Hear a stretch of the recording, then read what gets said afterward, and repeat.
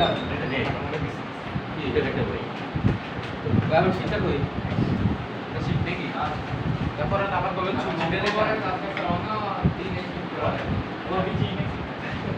আবার কি হলো ভাই এই আবার কি হলো আচ্ছা মঙ্গলবার মানে কি কালকে পরীক্ষা দিয়া আবার পরীক্ষার রেজাল্ট সাড়ে আটটা হয়ে গেছে পরীক্ষা শেষ হওয়ার 5:30 এখন যে খাওয়া দাওয়া বাসায় দুটোর সময় আর দেয় এখানে থাকে তবে এতটা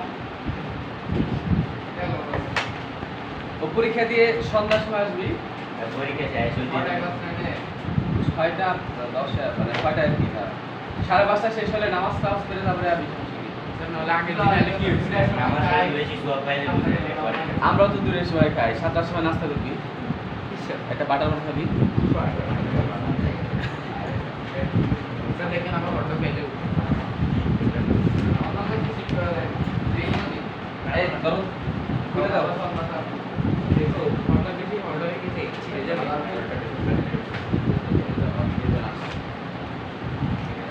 শুরু করি তাহলে কোন পর্যন্ত আমরা বুঝছিলাম গাঢ় সোডিয়াম ক্লোরাইড এটা করছি শেষের 30 টাকা আগে করছে হ্যাঁ বিশুদ্ধ পানিতে এটা পর শেষ হ্যাঁ তড়িৎ বিশ্লেষণের ব্যাপার আছে বিশুদ্ধ পানি তড়িৎ বিশ্লেষণ ব্যবহার লেখো তড়িৎ বিশ্লেষণের ব্যবহার তড়িৎ বিশ্লেষণের ব্যবহার তড়িৎ বিশ্লেষণের ব্যবহার তাহলে কি কি কাজে ব্যবহার করে হ্যাঁ একটা হচ্ছে ধাতু নিষ্কাশন তড়িৎ বিশ্লেষণের ব্যবহারের মধ্যে একটা মানে লেখো ধাতু নিষ্কাশন আমরা ধাতু নিষ্কাশনের ক্ষেত্রে তড়িৎ বিশ্লেষণ ব্যবহার করা যায় একটা মানে হচ্ছে ধাতু নিষ্কাশন তড়িৎ বিশ্লেষণের ব্যবহার এক নাম্বার হলো ধাতু নিষ্কাশন দুই নাম্বার হচ্ছে ধাতু বিশুদ্ধকরণ ধাতু নিষ্কাশন দুই নাম্বার হচ্ছে ধাতু হ্যাঁ এগুলোর মধ্যে বর্ণনা আছে আবার একটা হচ্ছে ধাতু নিষ্কাশন দুই নাম্বার ধাতু বিশুদ্ধকরণ ধাতু বিশুদ্ধকরণ তিন নাম্বারে লেখো ইলেকট্রোপ্লেটিং ধাতু নিষ্কাশন ধাতু বিশুদ্ধকরণ ইলেকট্রোপ্লেটিং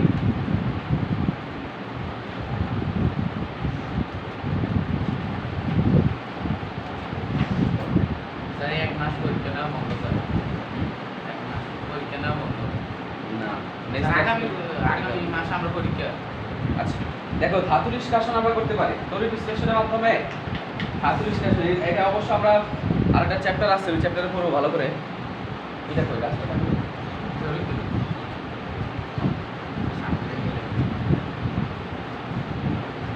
হেডলাইন দিয়ে দেখো অ্যালুমিনিয়াম ধাতু নিষ্কাশন আমরা অ্যালুমিনিয়াম ধাতু তড়িৎ বিশ্লেষণের মাধ্যমে অ্যালুমিনিয়াম ধাতুকে নিষ্কাশন করতে পারি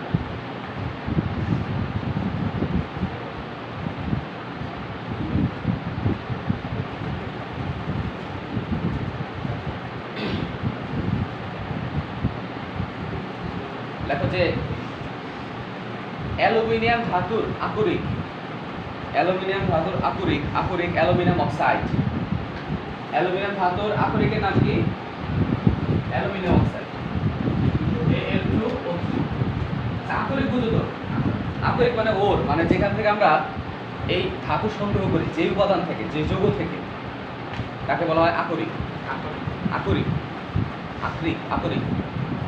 ওর অ্যালুমিনিয়াম অক্সাইড এখান থেকে আমরা মেইনলি অ্যালুমিনিয়ামটাকে আলাদা করি তাহলে মানে যেই যৌগ থেকে তো তাহলে দাঁড়িয়ে লেখো যে যৌগ থেকে লাভজনকভাবে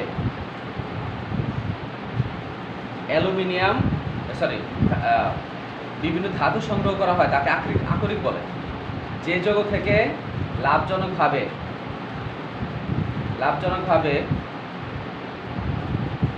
বিভিন্ন মৌল সংগ্রহ করা হয়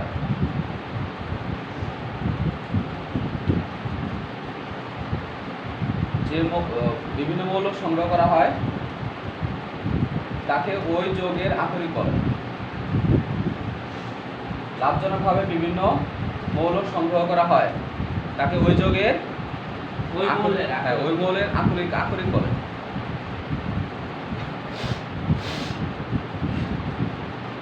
তাকে ওই মৌলের আকরিক বলে। তাহলে অ্যালুমিনিয়ামের আকরিকের নাম কি? Aluminium oxide. অ্যালুমিনিয়াম অক্সাইডকে আরেকটা কি নামে ডাকে? বক্সাইড নামে ডাকে। বক্সাইড। অ্যালুমিনিয়াম অক্সাইড কি নামে ডাকে? অ্যালুমিনিয়াম। আচ্ছা লেখো, কঠিন অ্যালুমিনিয়াম অক্সাইডকে গলিত তরলে পরিণত করতে হয়। কঠিন অ্যালুমিনিয়াম অক্সাইড যেটা থাকে এটা তো সলিড। অ্যালুমিনিয়াম অক্সাইডকে, কঠিন অ্যালুমিনিয়াম অক্সাইডকে গলিত তরলে পরিণত করতে হয়। কঠিন অ্যালুমিনিয়াম অক্সাইডকে গলিত তরলে পরিণত করতে হয়। কঠিন অ্যালুমিনিয়াম অক্সাইডকে গলিত তরলে পরিণত করতে হয়। কিন্তু তোমার এই অ্যালুমিনিয়াম অক্সাইড অনেক বেশি, এর গলনাঙ্ক স্ফুটনাঙ্ক অনেক বেশি, অত্যধিক বেশি। এর আগে মনে আছে, এর আগে সোডিয়াম ক্লোরাইডের গলনাঙ্ক কত ছিল? 801। তারপরে এটার 600 বানাইছিলাম না? কি দিয়ে করছিলাম? Calcium chloride. মানে ক্যালসিয়াম ক্লোরাইড দিলে নরমালি লবণের গলনাঙ্ক হচ্ছে, সোডিয়াম ক্লোরাইডের গলনাঙ্ক 801, কিন্তু এর মধ্যে যদি ক্যালসিয়াম ক্লোরাইড দেই তাহলে সে হয়ে যাবে 600 ডিগ্রি। মানে আমার জন্য সুবিধা না অসুবিধা? সুবিধা হবে, কারণ কম তাপমাত্রা করলে তো আমার জন্য তাপমাত্রা ওইটা একটু প্রভাব, ওইটা এই হিসেবে কাজ করে। যে লাউ সেই কত, ওইটাতে কোনো অত বেশি ঝামেলা করে না। তো অ্যালুমিনিয়াম অক্সাইডের গলনাঙ্ক হচ্ছে 2050 degree Celsius. 1 degree Celsius temperature তৈরি করা, ল্যাবে তৈরি করা অনেক কঠিন। এর জন্য এর মধ্যে সোডিয়াম হেক্সাফ্লোরো অ্যালুমিনেট ব্যবহার করা হয়। ক্রায়োলাইট। ক্রায়োলাইট যখন আমি দিব অ্যালুমিনিয়াম অক্সাইডের মধ্যে, যখন একটু পরিমাণ ক্রায়োলাইট যুক্ত করব, তখন এটা টেম্পারেচার কমে মানে এর গলনাঙ্ক কমে গলনাঙ্ক কমে কততে আসবে? 1200 চলে আসবে। 1200 না কত? 800 থেকে 1000। তাহলে ছিল 2050। তুমি যখন ক্রায়োলাইট দিবা অ্যালুমিনিয়াম অক্সাইডের সাথে একটু মিশ্রিত ক্রায়োলাইট, তখন এটা চলে আসবে 800 থেকে 1000 ডিগ্রি সেলসিয়াস টেম্পারেচার। তাহলে এখন তোমার জন্য এই তাপমাত্রা তৈরি করা সহজ না 2000 ডিগ্রি সেলসিয়াস টেম্পারেচার তৈরি করা সহজ? 800। তো ফলে কি হয়? তোমার লাভ হবে না ক্ষতি হবে? তোমার লাভ হবে। আর তোমার জ্বালানি কম লাগবে, তোমার উৎপাদন ক্ষমতা কমবে, তুমি বেশি বেশি বিক্রি করতে পারবা, তাহলে লাভ বাড়বে। এটা হচ্ছে ব্যবসার, বিজনেসের টেকনিক। শেয়ার বাজারে যত বেশি বিক্রি করতে পারবা তত তোমার লাভ বেশি হবে। আচ্ছা, কম লাভ বেশি বিক্রি, এটাই সবচেয়ে বেশি ভালো। নেক্সট আবার লেখো, আগে লেখো তুমি লেখো অ্যালুমিনিয়াম অক্সাইডের গলনাঙ্ক 2050 ডিগ্রি সেলসিয়াস। অ্যালুমিনিয়াম অক্সাইডের গলনাঙ্ক 2050 ডিগ্রি সেলসিয়াস। হ্যাঁ, ডিগ্রি সেলসিয়াস 2050 ডিগ্রি সেলসিয়াস। এর সাথে ক্রায়োলাইট, বরফল আকার ক্রায়োলাইট। ক্রায়োলাইট বলতে কি বোঝায়? Sodium hexafluoro aluminate. Sodium hexafluoro, chlorine থাকবে 6টা, aluminate AL sodium hexafluoro aluminate, Na3 hexafluoro aluminate, F6Al কত? AlF6। Sodium hexafluoro aluminate, Na3AlF6। Sodium cryolite, এটাকে বলা হয় সোডিয়াম হেক্সাফ্লোরো অ্যালুমিনেট। সোডিয়াম হেক্সাফ্লোরো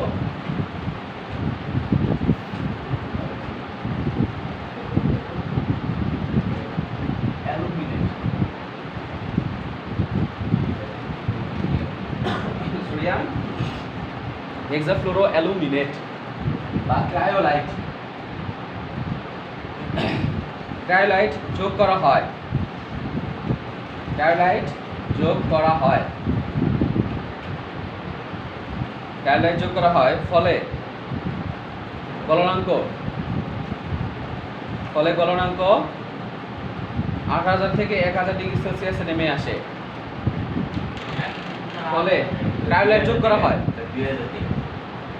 মানে এততে নেমে আসে, ছিল কত 1050, এর থেকে নেমে আসবে কততে? 2050 থেকে নেমে আসবে 800-তে।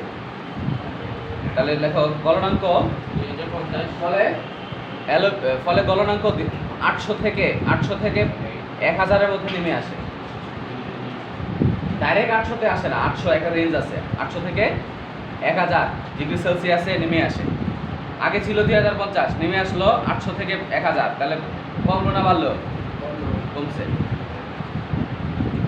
ফলে গলনাঙ্ক 800 থেকে 1000 ডিগ্রি সেলসিয়াসে নেমে আসে।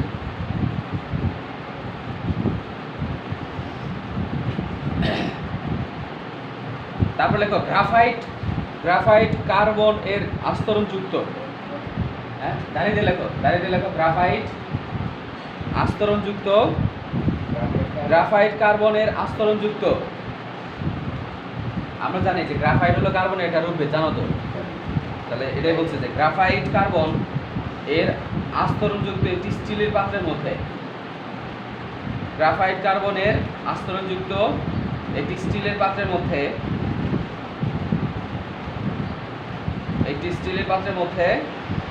গলিত অ্যালুমিনিয়াম অক্সাইড,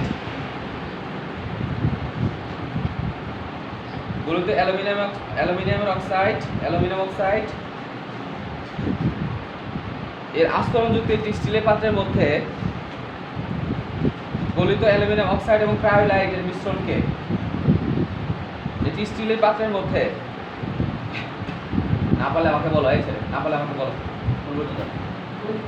গলিত অ্যালুমিনিয়াম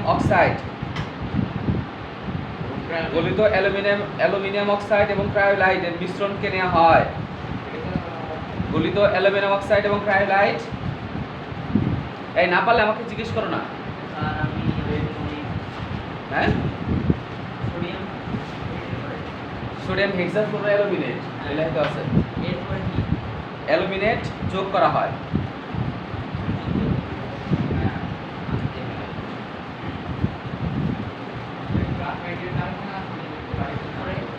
দাঁড়াও, যোগ করা হয়, ফলে গলনাঙ্ক 800 থেকে 1000-এ নেমে আসে। দ্রুত লেখো, তুমি তো আস্তে আস্তে লিখতেছো। ফলে গলনাঙ্ক 800 থেকে 1000-এ নেমে আসে। তারপরে গ্রাফাইট কার্বনের আস্তরণ যুক্ত একটি স্টিলের পাত্রের মধ্যে, দ্রুত লেখো পাটোয়ারি, একটি স্টিলের পাত্রের মধ্যে গলিত অ্যালুমিনিয়াম অক্সাইড এবং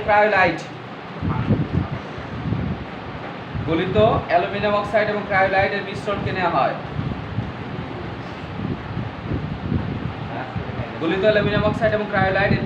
নেওয়া হয়। তারপর লেখো সবাই, এবং এর মধ্যে কয়েকটি কার্বন দণ্ড,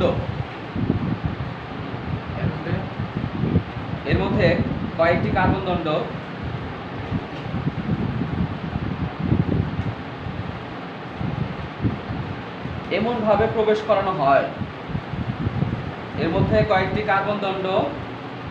ভাবে প্রবেশ করানো হয়,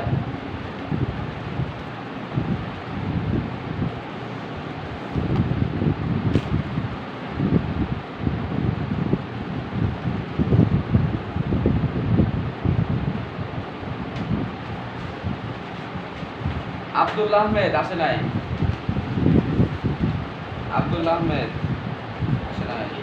বুশরা, আরাফাত, এটা তো ওরা সব আজমাই মাহতাব বিশেষ 6 পাইছে। তো এগুলা কিতা লেখছে, কিন্তু ছোট প্রশ্ন মনে লেখা হয়নি না? হ্যাঁ, তুমি লেখা হয় নাই। সুফিয়ান আসে নাই, আজ ফয়সাল আহমেদ, আল-রাফি, মাহতাব, মইনুল আরেফিন পাটোয়ারি, 20-12 ধরো। এই বাসায় সিগনেচার দিয়ে নিয়ে আসবা। ইফতেখার জিহান আসে নাই, ওই বেঁচে বৈশি, ওই বেঁচে সুশান্ত পাল, সাফায়েত, সাকিব কাউসার, মাথা 16, আমাদের 15। আচ্ছা, মাসুম সরকারটাকে, মাসুম সরকারটাকে এই যে আর এক বস, বস এই বস তানজিমুল জাওয়াদ কই আসে নাই? না, আমি তো মনে করছি এটা এই রাফিল শাশ্বত খাতাটা কই? এই যে শাশ্বত বস 7 ওয়ার্ডটার নাম কিসে 7?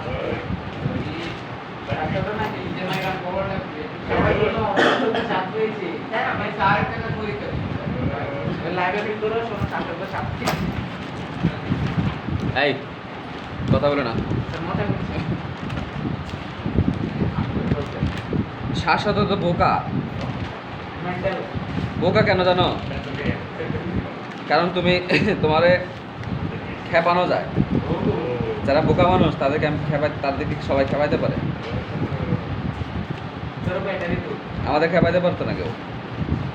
ফয়সাল আহমেদ, জাহিদ সিদ্দিকী, আল রাফিন, মুনতাসির হোসেন, মা তার দ্বারাও। এই তোমার খাতা কই? তোমার খাতা আবরার সাকিব 16।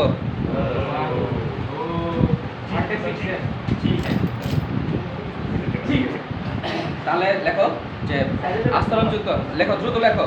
মৌলিক অ্যালুমিনিয়াম অক্সাইড এবং টায়োলাইট মিশ্রণে নেয়া আচ্ছা কয়েকটি কার্বন দণ্ড এমনভাবে প্রবেশ করানো হয় যাতে স্টিলের পাত্রকে স্পর্শ না করে। এমনভাবে এমনভাবে এমনভাবে প্রবেশ করানো হয় যাতে এমনভাবে প্রবেশ করানো হয় যাতে স্টিলের পাত্রকে স্পর্শ না করে।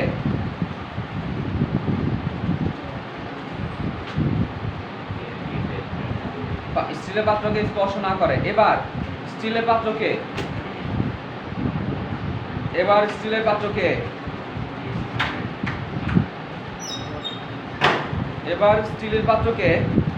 ব্যাটারির ঋণাত্মক প্রান্তের সাথে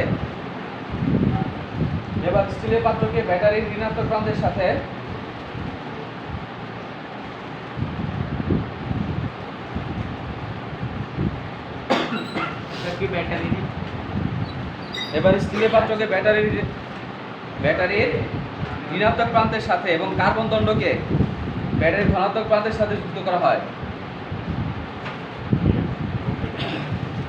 স্টিলের পাত্রকে ব্যাটারির ঋণাত্মক প্রান্তের সাথে এবং কার্বন দণ্ডকে ব্যাটারির ধনাত্মক প্রান্তের সাথে যুক্ত করা হয়। স্টিলের পাত্রকে ব্যাটারির ঋণাত্মক প্রান্তের সাথে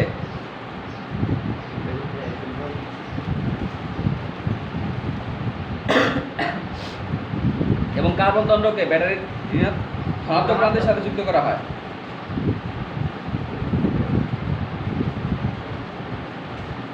ধনাত্মক প্রান্তের সাথে যুক্ত করা হয়। আচ্ছা, আমি সব বলতেছি, সমস্যা নাই। আমি আগে বর্ণনা লেখো, তারপরে আমি ছবি আঁকে সব বর্ণনা করবো। তারপরে তড়িৎ বিশ্লেষণকালে অক্সিজেন অ্যানোডে ইলেকট্রন ত্যাগ করে তড়িৎ বিশ্লেষণকালে অক্সিজেন অ্যানোডে মানে অক্সিজেন মানে O2 মাইনাস, অক্সিজেন মানে হচ্ছে যেটা O2 মাইনাস মানে অক্সাইড আর কি, অক্সাইড বা O2 মাইনাস অ্যানোডে ইলেকট্রন ত্যাগ করে O2 গ্যাসে পরিণত হয়। তাহলে O2 মাইনাস থেকে হবে O2 গ্যাসে পরিণত হয়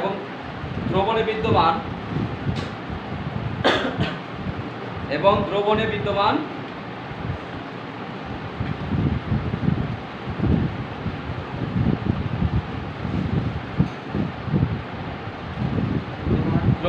অ্যালুমিনিয়াম 3+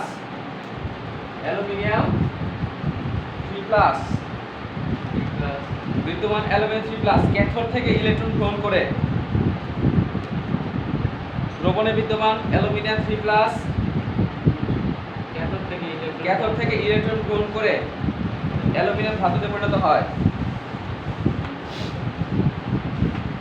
অ্যালুমিনিয়াম 3+ ক্যাথোড থেকে ইলেকট্রন গ্রহণ করে অ্যালুমিনিয়াম ধাতুতে পরিণত হয়।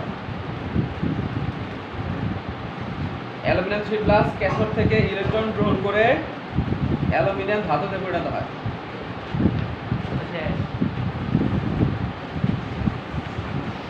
আচ্ছা, তাহলে এখন আমি চিত্রটা আঁকি, তোমরা আঁকো আমার সাথে।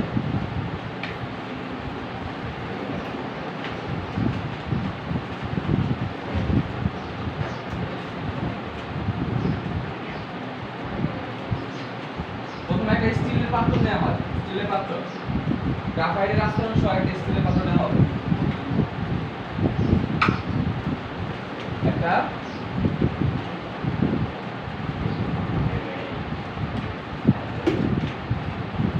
এর একটা স্টিলের পাত্র, যার ভেতরের দিকে গ্রাফাইটের আস্তরণ আছে।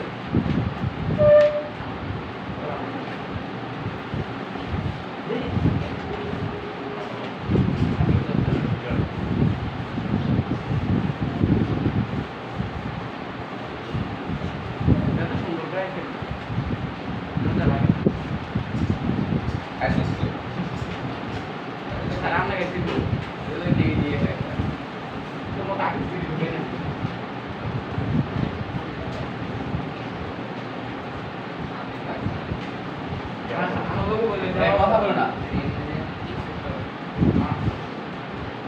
লেগে গেছে চারজন লিখতেছে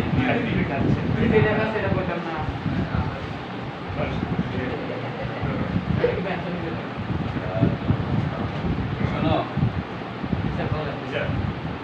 আমাদের কলেজে যখন পড়তাম প্রচুর টিজ করতো, মানে আমাকে মানে এমন কোনো পার্সন নাই, সবার টিজ নাম থাকতো, প্রত্যেকেরই ব্যাচের প্রত্যেকেরই মানে তার নিজের নাম ধরে কেউ ডাকতো না, তার টিজ নাম ধরে ডাকতো। এটা কমন এক নম্বর কথা। সেকেন্ড কথা হলো টিজ নামে তো ডাকতো অনেক সময় তারে মানে ইয়ে করতো, হেয় প্রতিপন্ন করতো। যখন এরকম করতো তখন আমরা তাদের পাত্তাই দিতাম না, মানে এমন ভাব করতাম আমি তোর কথা শুনি, মানে ফলে কি হবে, ফলে মনে করবে যে আমারে মানে তোমারে আমি একটা মনে করো তোমার আমি গালি দিতেছি, তুমি আমার কেয়ারই করতেছো না, তাহলে এক পর্যায়ে আমি কি হবো, আমার রুচি চলে যাবো, তোমার গালি দিতে ইচ্ছে করবো এরকম। মানে তুমি যদি তোমার আমি একটা কথা বললাম তুমি ডাইরেক্ট রিয়াকশন দেখাইলা, তাহলে আমার এটা বলতে আর ভালো লাগবে, বুঝছো না? কারণ আমি বলতেছি তুমি রিয়াকশন দেখাচ্ছ, আর তুমি যদি রিয়াকশন না দেখাও মনে হবে যে অনেকে মনে করো আমি পাগল, কারে কি বলতেছি না বলতেছি, কেউ কোনো রেসপন্স। এই জন্য কেউ যদি তোমাকে ইরিটেট করে, মানে তোমারে ইরিটেট করতেছে, তাহলে ওই দিকে কোনো কানে দিবা না, মানে ওরা লেফট মারা বুঝো, লাঠি মারা, মানে লেফট মারা হচ্ছে ওর দিকে কোনো কান দেওয়া দিলে রেসপন্স করলে পাত্তা না দেয়া, পাত্তা না দেয়া এরকম একটা হ্যাঁ কে ও উনি তো কুমিল্লা কে, আমি তো কুমিল্লা না, আমাদের টাইমে ছিল না, আমাদের টাইমে হ্যাঁ আমাদের টাইমে ছিল না। আচ্ছা দেখো, গ্রাফাইটের আস্তরণ যুক্ত স্টিলের পাত্র, তারপরে কি করবা, এই তাহলে ফার্স্টে তুমি একটা বড় একটা স্টিলের পাত্র নিবা, তার ভেতরে একটা গ্রাফাইটের আস্তরণ দিবা, তারপরে কি করবা, তারপরে তুমি একটা কার্বন দণ্ড দিতে হবে,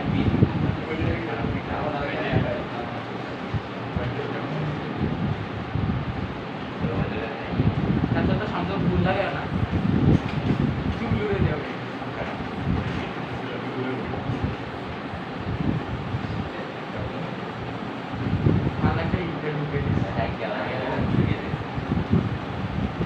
তাহলে এটা হলো নেগেটিভ সাইড, একটা battery plus minus sir right সাইডে বলুন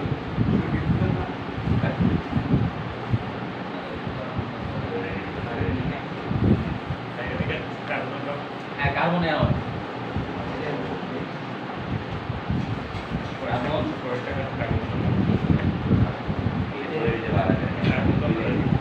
কার্বন ক্যাথোড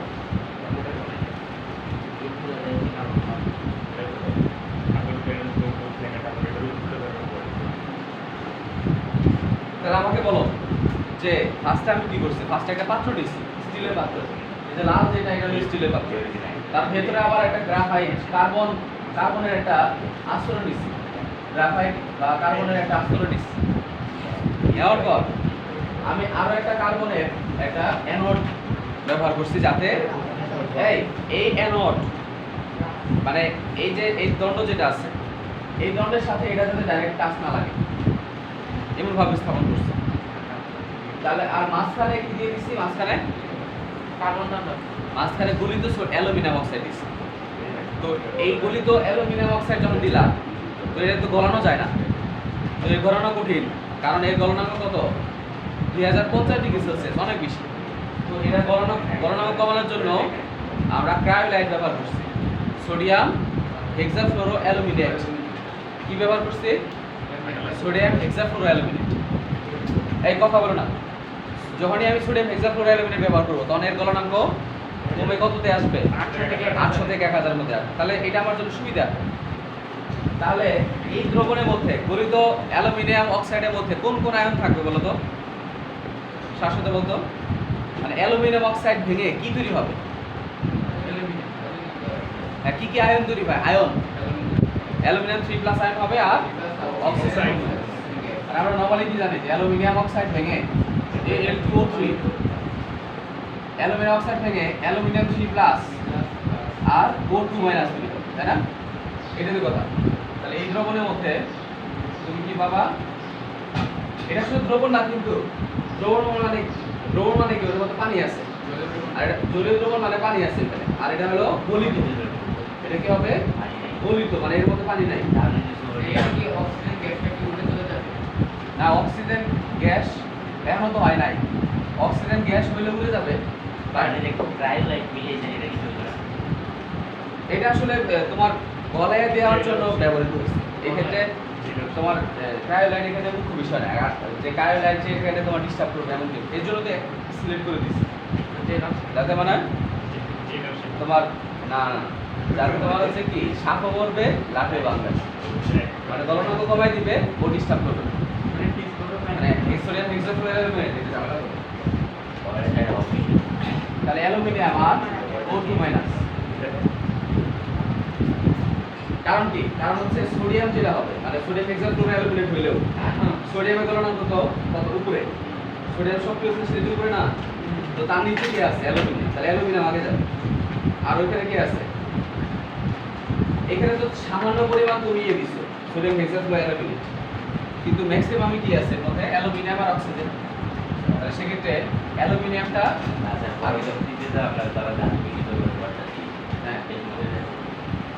তাহলে আমাকে বলো, তাহলে অ্যানোড কোনটা? শাশ্বত বল, প্রিন্স শাশ্বত, সব প্রিন্সে আছে। অ্যানোড কোনটা, ক্যাথোড কোনটা? এই যে অ্যানোড না ক্যাথোড? ক্যাথোড। এটা প্লাস, এটা হবে হ্যাঁ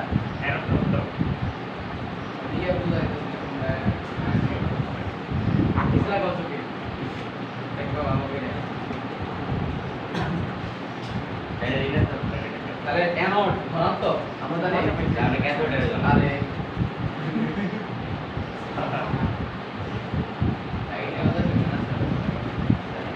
অ্যানোডের ধনাত্মক। তাহলে কি হবে? একটা প্লাস আর একটা মাইনাস। এই ধনাত্মক প্রান্ত যার সাথে লাগানো থাকবে সেটা হবে অ্যানোড, তাই না?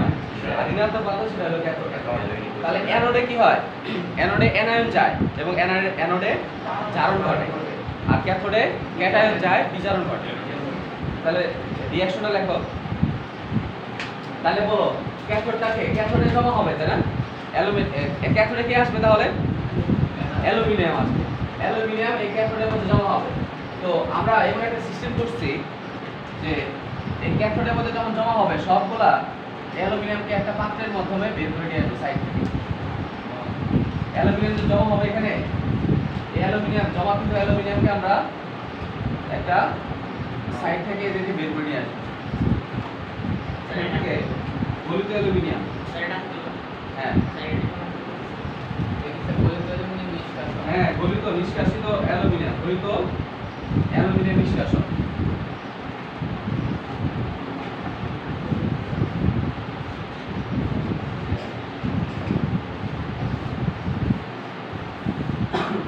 তাহলে রিঅ্যাকশনটা লেখো। রাসায়নিক বিক্রিয়াটা লেখো।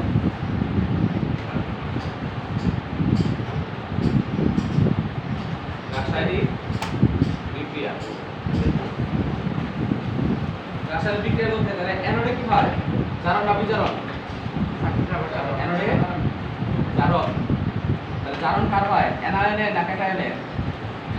অ্যানায়নে জারণ হবে। That means oxygen O2 minus O2 minus এখান থেকে তৈরি হবে।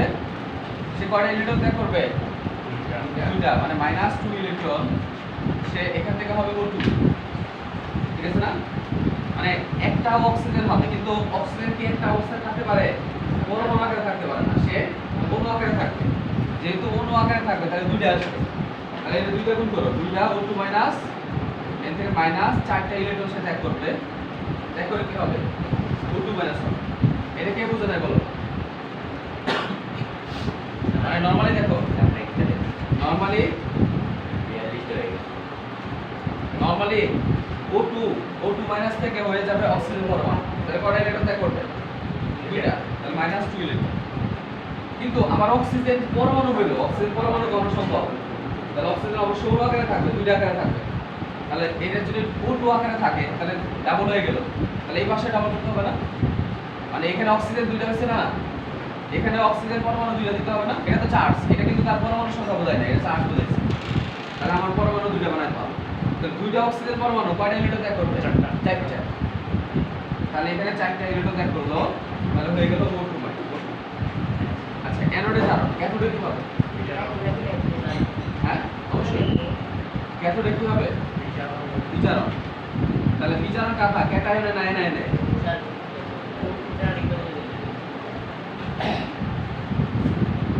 আচ্ছা এইদিকে তাকাও না, মানে প্রত্যেকটা স্টেপে বলবা যে আমি জিজ্ঞেস করবো, না পারলে আমাকে বলবা। O2 মাইনাস, এখানে অ্যানায়ন কে আছে? O2 minus. এটা দ্বারা কি বোঝায় বলো? একবার বলি বলো, এটা দ্বারা কি বোঝায়? মানে কি? এখানে পরমাণু কয়টা আছে? O2 মাইনাসে পরমাণু কয়টা? পরমাণু দুটো আছে। কেন একটা আছে কেন? আর O2 মাইনাস মানে 2 মাইনাস দ্বারা বোঝায় তার চার্জ। এটা তো পরমাণু বোঝায় না, পরমাণু তো এখানে একটাই, অক্সিজেনই আছে। তো চার্জ সব সময় কি লিখতে হবে? পুরো ভালো লাগে না? এই বুঝছো কিনা বলো? একদম আর যেতে পারে না। হ্যাঁ, O2 মাইনাস এটা হলো তার চার্জ, এটা কিন্তু তার পরমাণু সংখ্যা। আর এখানে কয়টা পরমাণু আছে অক্সিজেন? একটা পরমাণু আছে এটাতে। এটাতে কয়টা পরমাণু আছে? একটা, কিন্তু তার চার্জ কত এখানে? 2। তাহলে ও কয়টা ইলেকট্রন ত্যাগ করবে? দুইটা, কারণ চার্জ মানে 2 মাইনাস মানে কি? দুইটা ইলেকট্রন এক্সট্রা আছে ওর। তাহলে সে দুইটা ইলেকট্রন ত্যাগ করবে, মানে 2 মাইনাস মানে -2 ইলেকট্রন। তাহলে করলে কি হবে? সে অক্সিজেন পরমাণু হবে। কিন্তু আমার কোশ্চেন হচ্ছে অক্সিজেন তার পরমাণু হিসেবে থাকে না, সে কি হিসেবে থাকে? অণু হিসেবে থাকে।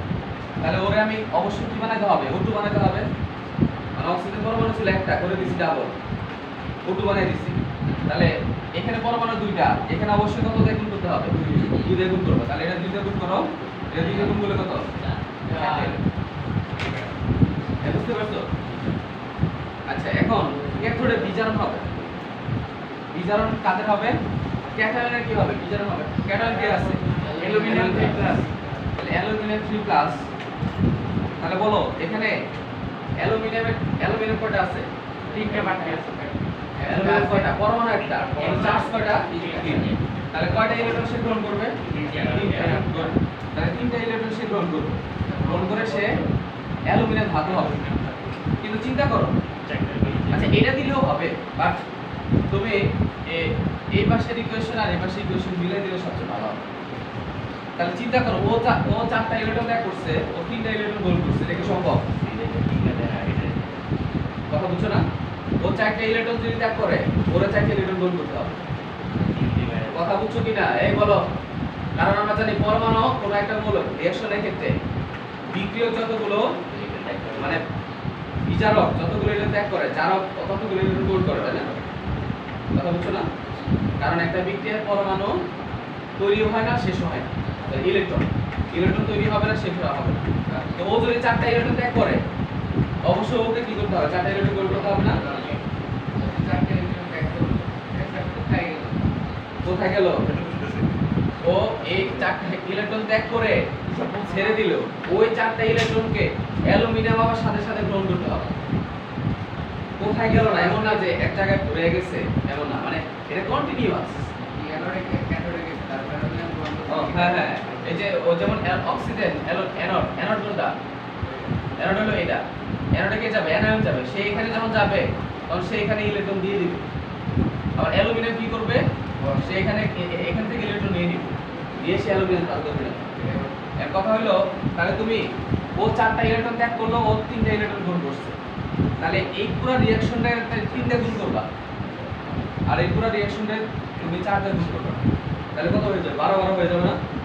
তাহলে চিন্তা করো ওরিজিনে 12টা ইলেকট্রন পারে। হ্যাঁ, উপরটারে 3, নিচেরটারে 2 দিয়ে কাটবে না? ওইটা আমি করব। সামনে 2 গেটে 3 করো। অক্সিজেন 3টা দেন তাই তো। অক্সিজেন অক্সিজেন 3টা হয়। আর আমরা 2টা অক্সিজেন দিছেন না। না, আমি এখানে কি করব? 12 বানাবো। ওর এখানে 4 আছে, এখানে 3 আছে, তাহলে লসাগুলো কত হবে? 12 হবে না? আর অক্সিজেন 3টা দেন না। অ্যালুমিনিয়াম 2টা দেন তাই তো। হ্যাঁ, অক্সিজেন 3টা দিলে একটা 6টা হয়। আবার অ্যালুমিনিয়াম 2টা দিলে 6টা হয়। ওই বদ্যুই বাকি আর তাহলে এটা কি করবা? এই পুরো রিঅ্যাকশন এরকম রাখলেও হবে, সমস্যা নাই। তাহলে পুরো রিঅ্যাকশনটা আমি এই টোটাল রিঅ্যাকশনটাকে আমি 3 দিয়ে গুণ করব। এই টোটাল রিঅ্যাকশনটাকে যদি আমি 3 দিয়ে গুণ করি, ইলেকট্রন সংখ্যা কত হবে বলো? 12 হয়ে যাবে না? আর এই পুরো রিঅ্যাকশনটা যদি আমি 4 দিয়ে গুণ করি, তাহলে ইলেকট্রন কত হয়ে যাবে? হ্যাঁ বলো, 12 হয়ে যাবে না? এর জন্য আমি কি করছি? এই পুরো রিঅ্যাকশনটারে আমি যদি 4 দিয়ে গুণ করি তাহলে কত হবে? তাহলে 4 দিয়ে গুণে কত হবে? সরি 3 দিয়ে গুণ করলে 3 দিয়ে গুণে কত হবে? 6টা। 6টা O2 মাইনাস 12টা ইলেকট্রন, এর থেকে তৈরি হবে O2, 3টা O2। আবার এটারে আমি 4 দিয়ে গুণ করব, তাহলে 4টা অ্যালুমিনিয়াম 3 প্লাস 12টা ইলেকট্রন, এর থেকে তৈরি হবে 4টা অ্যালুমিনিয়াম। শেষ। তাহলে আমার ইলেকট্রন মিলে গেছে, তাহলে কোনো ঝামেলা নাই। তাহলে এইটা হবে আমাদের রাসায়নিক বিক্রিয়া। হ্যাঁ স্যার ওইটা কি লিখতে হবে? হ্যাঁ, ওইটা কি লিখতে হবে? উপরে এটা লেখো, এটা লেখো, অথবা তুমি এটাও রাখতে পারো, সমস্যা নাই, কোনো সমস্যা নাই। এটাও রাখতে পারো অথবা এটাও রাখতে পারো। গ্রাফাইট তো সিগন্যাল করে পাই। হ্যাঁ গ্রাফাইট কিন্তু খুঁজে পাই না। হ্যাঁ সেই কারণে কি স্যার গ্রাফাইট আচরণ নেওয়া হয়। হ্যাঁ, গ্রাফাইটের আস্তরণ দিচ্ছে। গ্রাফাইট আসলে কি? গ্রাফাইট হলো কার্বনের একটা রূপভেদ, তাই না? গ্রাফাইট হচ্ছে কার্বনের একটা রূপভেদ। হ্যাঁ, যারা বিদ্যুৎ পরিবহন করতে পারে। তো আমরা এর জন্য স্টিলের মধ্যে না দিয়ে এর মধ্যে একটা আস্তরণ দিয়ে দিচ্ছি, যাতে এর মধ্যে অ্যালুমিনিয়াম জমা হবে। তো অ্যালুমিনিয়াম যদি জমা হয়, আমরা জানি ক্যাথোডে কি হয়? ক্যাথোডে কে আসবে? ক্যাটায়ন আসবে। ক্যাটায়ন হিসেবে কে আছে? অ্যালুমিনিয়াম আছে। অ্যালুমিনিয়াম জমবে এখানে। অ্যালুমিনিয়াম যদি জমা হয়, তাহলে এই অ্যালুমিনিয়ামটা একটা প্রসেস করে আমি একটা সাইড থেকে বের করে নিয়ে আসবো। তাহলে আমার কি হইলো? সাপ বললো লাঠি ভাঙবে না। রাষ্ট্রীয় উৎপাদন হিসেবে কি পাবেন? উৎপাদ হিসেবে অ্যালুমিনিয়াম পাবার, আর এখানে অক্সিজেন গ্যাস বের হয়ে যাবে। অক্সিজেন গ্যাসটা বের হয়ে গেল, ছেড়ে দিলাম। আর এখান থেকে অ্যালুমিনিয়াম, আমার মূল উদ্দেশ্য কি? অ্যালুমিনিয়াম তৈরি করা। তো অ্যালুমিনিয়ামকে আমি গলিত অ্যালুমিনিয়াম নিষ্কাশন করে ফেলবো, সাইড থেকে বের করে নিয়ে আসবো। বের করে নিয়ে আসলেও এখানে কিছু কি থাকবে? কিছু ধাতব মল থাকবে, কিছু অপদ্রব্য থাকবে। এদেরকে আবার অন্য প্রসেসে আমি আলাদা করবো, বিশুদ্ধ করবো। এটা পরের চ্যাপ্টার 10-এ আছে। এটা 10 করা লাগবে। হ্যাঁ।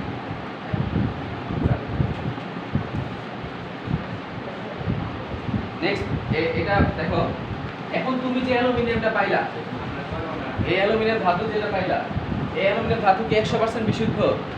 বিশুদ্ধ না। তাহলে তুমি আবার তড়িৎ বিশ্লেষণের মাধ্যমে অ্যালুমিনিয়াম ধাতুকে 100% বিশুদ্ধ, প্রায় 99.9%, হ্যাঁ হ্যাঁ, এটারে তুমি কি করতে পারো? বিশুদ্ধ করতে পারো। তাহলে লেখো, হেডলাইন দিয়ে লেখো, ধাতু বিশুদ্ধকরণ।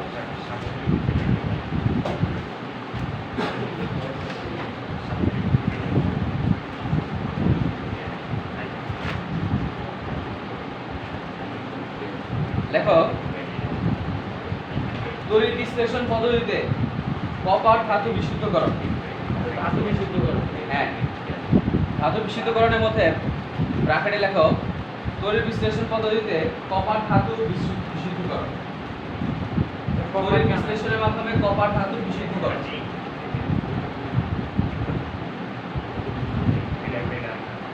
আরেকটা কপার ধাতু বিশুদ্ধ করবা, অ্যালুমিনিয়ামও করা যাবে, সমস্যা নেই। মেইনলি আমরা কপারটাই বিশুদ্ধকরণ এই পদ্ধতি করি। কপার ধাতুর বিশুদ্ধকরণ বর্ণনার মধ্যে লেখো কপার সালফেট এর জলীয় দ্রবণ। কপার সালফেট এর জলীয় দ্রবণ নিয়ে কপার সালফেট এর জলীয় দ্রবণ নিয়ে হ্যাঁ, কপার সালফেট এর জলীয় দ্রবণ নিয়ে এতে অবিশুদ্ধ কপার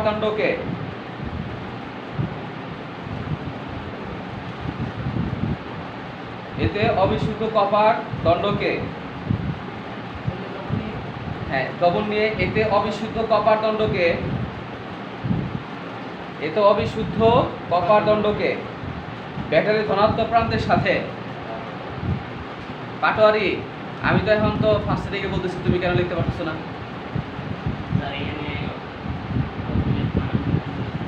বানান তুমি কি কি সমস্যা বলো?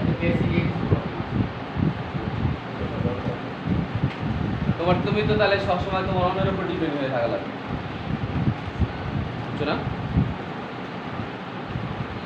স্বাবলম্বী হওয়ার চেষ্টা করো, নিজে নিজে লেখার চেষ্টা করো। ভুলভাল হইলে বাসায় গিয়ে এটা মিলে রেখো, সমস্যা নাই। লেখো তাহলে কপার সালফেটের জলীয় দ্রবণ নিয়ে এতে অবিশুদ্ধ কপার দণ্ডকে ব্যাটারির ধনাত্মক প্রান্তের সাথে এবং বিশুদ্ধ পাতলা কপার দণ্ডকে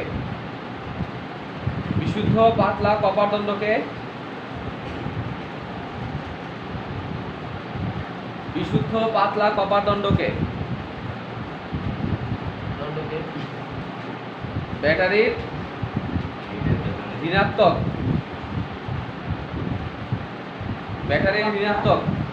পাতলা কপার দণ্ডকে ধনাত্মক প্রান্তের সাথে এবং বিশুদ্ধ পাতলা কপার দণ্ডকে ব্যাটারির ঋণাত্মক অর্থাৎ ক্যাথোড হিসেবে রাখতে হয়। ঋণাত্মক বিশুদ্ধ পাতলা কপার দণ্ডকে ব্যাটারির বিশুদ্ধ পাতলা কপার দণ্ডকে, এই তুমি সাপ্লাই দেওয়া বন্ধ করো, এটা দেখে দেখে লিখতেছে মিয়া। তুমি কেন আমি বলতেছি লিখে লিখতে পারো না? না বললে বলো। হ্যাঁ, এটা তো একটা ব্যাড হ্যাবিট, সিরিয়াস, এটা ব্যাড হ্যাবিট।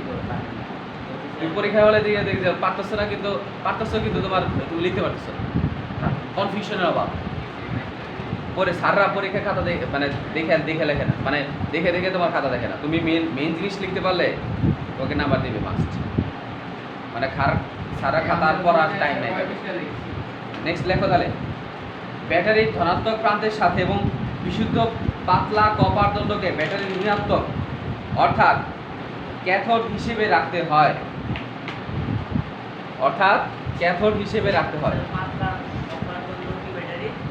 পাতলা কপার দণ্ডকে ব্যাটারির ঋণাত্মক,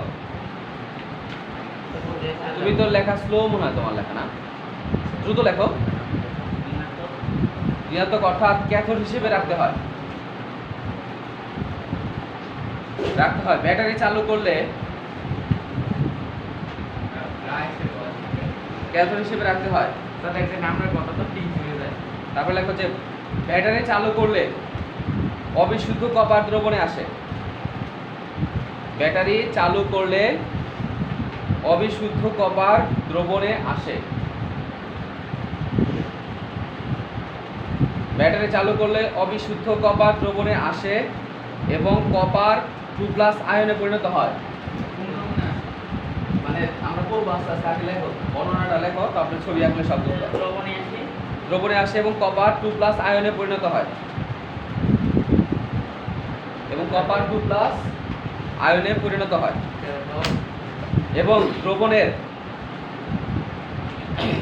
কপার 2+ আয়নে পরিণত হয় এবং দ্রবণের কপার 2+ আয়ন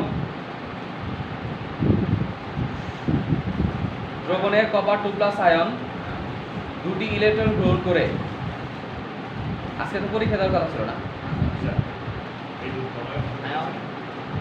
দুটি ইলেকট্রন, হ্যাঁ কপার আয়ন দুটি ইলেকট্রন গ্রহণ করে ক্যাথোডে জমা হয়। ক্যাথোডে জমা হয়।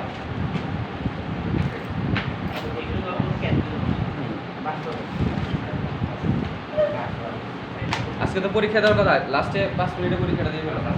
স্যার আর 3 মিনিট আছে কি বলি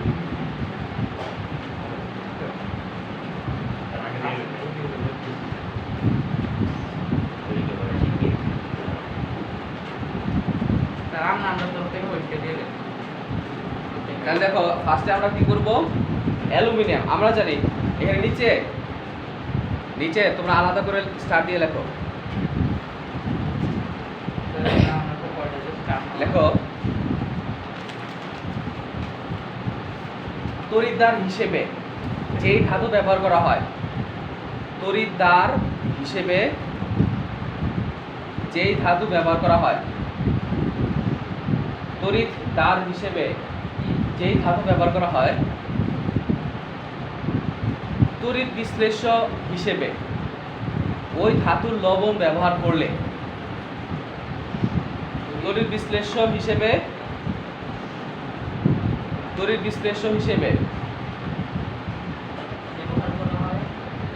ব্যবহার করা হয়, শেষ ব্যবহার করা হয়, কমা দিয়ে লেখো, তড়িৎ বিশ্লেষ্য হিসেবে ওই ধাতুর লবণ ব্যবহার করলে, তড়িৎ বিশ্লেষ্য হিসেবে ওই ধাতুর লবণ ব্যবহার করলে অ্যানোড ক্ষয়প্রাপ্ত হয়।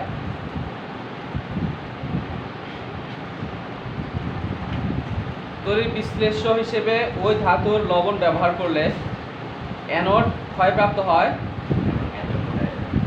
এবং ক্যাথোডে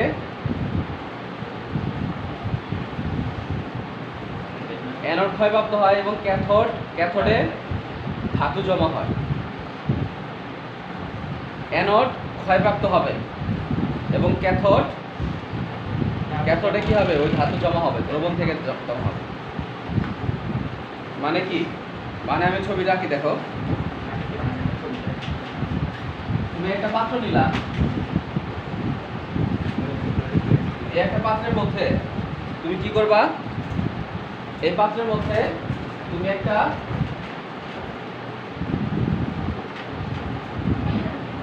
ধাতু নিবা,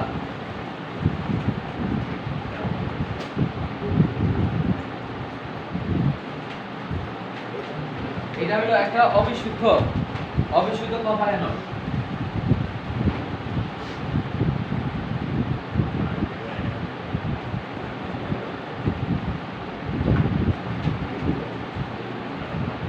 আর এটা হলো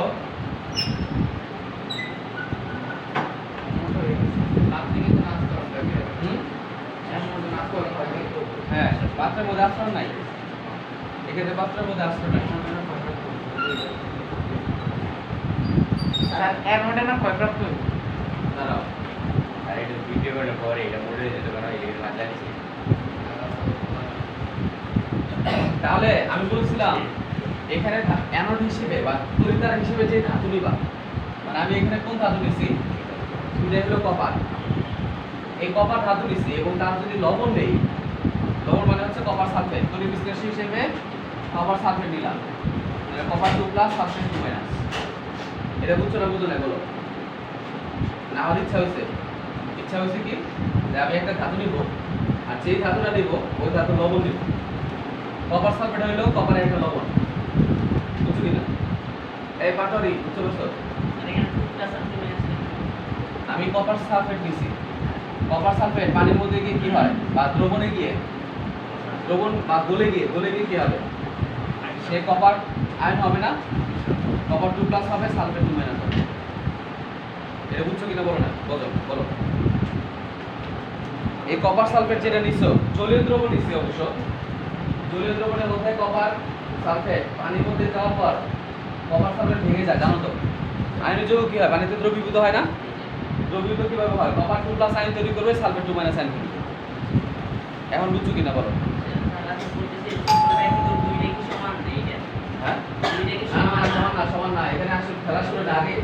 বোঝাচ্ছি এটা বুঝছো কিনা? যে কপার সালফেট তুমি দ্রবণ নিলা, এই কপার সালফেট এর মধ্যে দ্রবণের মধ্যে দুইটা দণ্ড দিলা, একটা হলো একটা দণ্ড কপার, এটা কপার এটা কপার। এই কপার দণ্ডের মধ্যে তুমি অবিশুদ্ধ, একটা দণ্ডের মধ্যে তুমি অবিশুদ্ধ কপার নিচ্ছ, আর একটা দণ্ডের মধ্যে তুমি বিশুদ্ধ কপার একটা পাতলা একটা তুমি ইয়ে নিচ্ছ, নিস দণ্ড নিচ্ছ। এটার মধ্যে ব্যাটারি কোন প্রান্ত যুক্ত করবা বলো? ধনাত্মক। তাহলে এটা প্লাস আর এটা মাইনাস। তাহলে মাইনাস যেটা থাকবে সেটা কি হবে? এটাকে বলা হয় কি? কপার ক্যাথোড হবে। মাইনাসটাকে বলা হয় ক্যাথোড আর প্লাসটাকে বলা হয় অ্যানোড। আর এখানে তড়িৎ বিশ্লেষণ হিসেবে কি নিছো? Copper sulphate.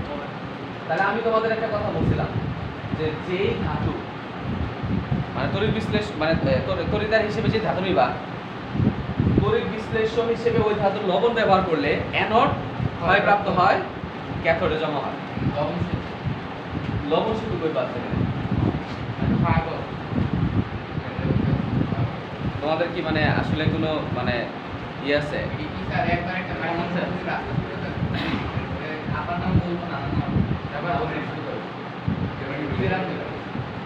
নেক্সটে যদি আমি তোমাদের তোমাদের দুজনের মাঝখানে এই তিনজন, তুমি তুমি তুমি আর ফিমেল চারজন, এই চারজনের মাঝখানে যদি দেখি যে ইন্টারনালি কোনো ধরনের ইরিটেটিং কথা ছড়াছড়ি হচ্ছে, তাহলে মনে করবে তোমাদের রিমান্ডে নেওয়া হবে, আলাদা করে পেটানো হবে, রিমান্ডে নেওয়া হবে, রিমান্ডে। তাহলে এই অবিশুদ্ধ কপার অ্যানোড নিলা, আর এটা হলো কপার বিশুদ্ধ কপার ক্যাথোড নিলা। এর কথা হলো ওই যে আমি বলছিলাম যে ধাতুর দণ্ড নিচ্ছ, ওই ধাতুর যদি লবণ ব্যবহার করো তাহলে অ্যানোড কি হবে? অ্যানোড কি হবে? ক্ষয়প্রাপ্ত হবে। মানে এই যে অ্যানোডের মধ্যে তুমি অবিশুদ্ধ যে কপার নিচ্ছ, এই কপার থেকে আলটিমেটলি সে দ্রবণের মধ্যে কপার 2 প্লাস আয়ন হবে। আর এই দ্রবণের যে কপারটা আছে বরাবর দেখো, আর এই দ্রবণের যে কপারটা ছিল, কপার লবণ ছিল, ওই কপারটা এই ক্যাথোডে জমা হবে। তাহলে এই অ্যানোড ক্ষয়প্রাপ্ত হয়ে দ্রবণে আসবে, আর দ্রবণের যে কপারটা আছে, কপার আয়ন আছে, এই আয়নটা এই ক্যাথোডে জমা হবে। তাহলে রিঅ্যাকশনটা লেখো, সালফার থেকে দুটো ইলেকট্রন ক্যাথোডে যাবে। সালফার হয়ে পাবো, সালফারে কোনো চেঞ্জ হবে না। সালফার সালফেট, কপার সালফেট যেটা আছে এ তো দ্রবণের মধ্যে রয়ে গেছে, ও ক্যাথোডে এসে জমা হবে। তাহলে ও এখানে জমা হবে, আর ফলে কি ক্যাথোডের মধ্যে মানে কপার সালফেটের পরিমাণ কমে গেল না, কপারের পরিমাণ। তাহলে আবার এই অ্যানোড কি হবে? অ্যানোড ক্ষয়ে ক্ষয়ে কপার প্লাস আয়ন দ্রবণে আবার ওটাকে ফিল আপ করবে। যে যতটুকু পরিমাণ কপার এখানে জমবে, ততটুকু পরিমাণ কপার এখানে দ্রবণে চলে আসবে দণ্ড থেকে। তাহলে কি হইলো? তুমি এখানে যত অপদ্রবণ থাকবে সব মানে এখানকার যত কপার দণ্ড আছে সবগুলো কপার দণ্ডটাই দ্রবণে আয়ন চলে আসবে, আর ওই আয়নগুলো কপারের মধ্যে এই যে এই জায়গার মধ্যে সঞ্চিত হচ্ছে। তাহলে মাঝখানে যদি অবিশুদ্ধ পদার্থ থাকে, এটা নিচে তলানি বলবে না? এটা এইভাবে আমরা কি করতে পারি? এখানে যদি অবিশুদ্ধ কপার যদি থাকে, কিন্তু এখানে 100% কপার, এখানে প্রায় 99.9% কপার, ওইখানে বিশুদ্ধ কপার এখানে জমা হবে। হ্যাঁ, কথা বুঝছো কিনা? মানে আমি এখানে দিচ্ছিলাম অবিশুদ্ধ কপার, কিন্তু এখানে আমি পাবো বিশুদ্ধ কপার এখানে জমা হবে। তাহলে এই পদ্ধতিতে আমরা কি করতে পারি? ধাতু বিশুদ্ধ করতে পারি। রাসায়নিক বিক্রিয়া লেখো, দেখো রাসায়নিক বিক্রিয়া।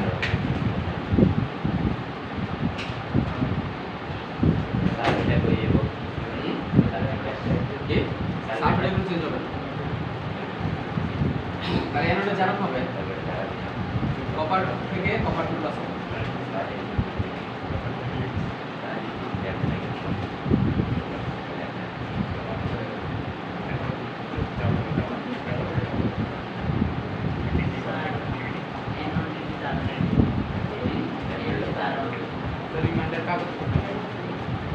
কি